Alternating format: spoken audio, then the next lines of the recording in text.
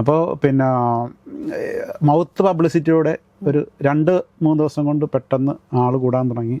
കാഴ്ചക്കാരിങ്ങനെ കൂടി തിയേറ്ററുകളിൽ നിറയാൻ തുടങ്ങി.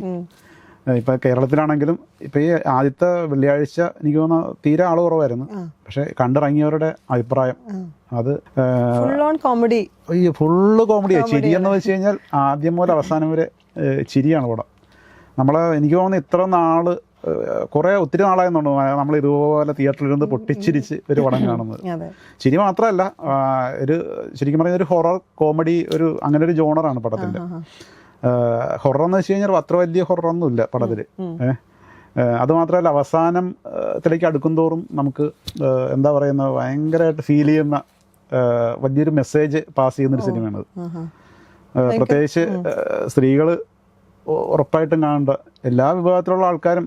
ഇതിൻ്റെ ഒരു പ്രത്യേകത എന്ന് വെച്ച് കഴിഞ്ഞാൽ ചെറിയ കുഞ്ഞു കുട്ടികൾക്ക് മുതൽ അമ്മൂമ്മമാർക്ക് അപ്പൂപ്പന്മാർക്ക് വരെ ആസ്വദിക്കാൻ പറ്റുന്ന രീതിയിലുള്ളൊരു തനി ഫാമിലി എൻ്റർടൈനറാണ് പടം.